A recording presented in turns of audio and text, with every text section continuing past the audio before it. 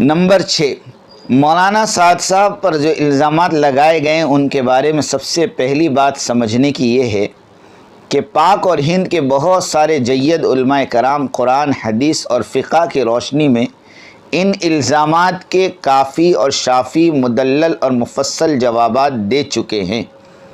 دوسری بات یہ ہے کہ علماء کی جانب سے جوابات آنے کے باوجود مولانا سعد صاحب عاجزی اور انکساری کا مظاہرہ کرتے ہوئے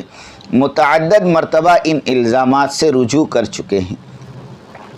تیسری بات یہ ہے کہ بہت سے علماء کے نزدیک یہ الزامات برائے الزامات ہیں،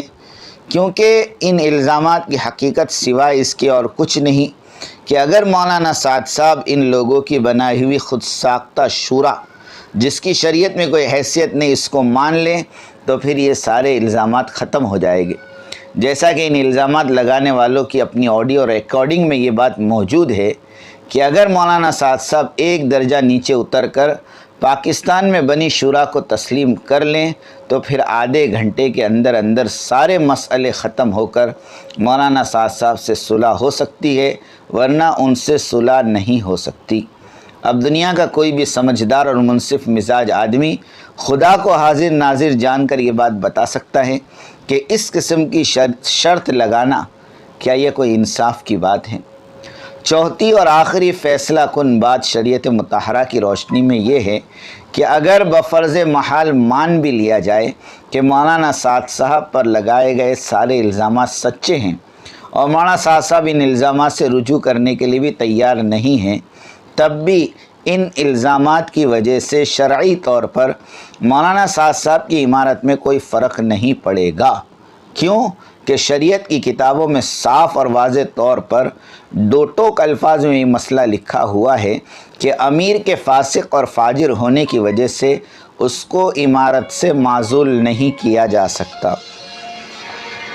لہذا اس سے ثابت ہوا کہ مولانا سعد صاحب پر لگائے گئے الزامات کی وجہ سے ان کی عمارت پر کوئی اثر نہیں پڑتا، لہذا دنیا بھر کے دعوت و تبلیغ کا کام کرنے والوں کے لیے یہی مناسب اور ضروری ہے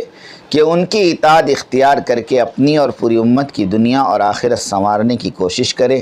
آخر میں اللہ تبارک و تعالیٰ سے دعا ہے کہ وہ اس مختصر سی تحریر کو شرف قبولیت عطا فرما کر اسے دنیا بھر کے اندر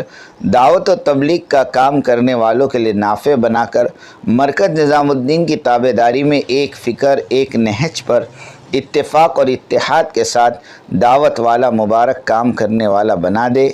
آمین آمین آمین۔ بندے ضعیف محمد احمد مکی حجازی، 2 جمادی الاخر سن 1440 ہجری۔ نوٹ: اس فتوے کی تحریر ایک سائل کے استفتاء کے جواب میں لکھی گئی تھی، لیکن لکھنے کے بعد اندازہ ہوا کہ فتوے کی اس تحریر کو افادے عام کے لیے اگر شائع کر دیا جائے تو اس سے خواص اور عوام دونوں طبقے فائدہ اٹھا سکتے ہیں، اس لیے اس کو عام کیا گیا ہے۔ اللہ پاک ہمیں ان تمام عمل کرنے کی اور ان تمام باتوں کو صحیح معنوں میں سمجھ کر کرنے کی توفیق عطا فرمائیں۔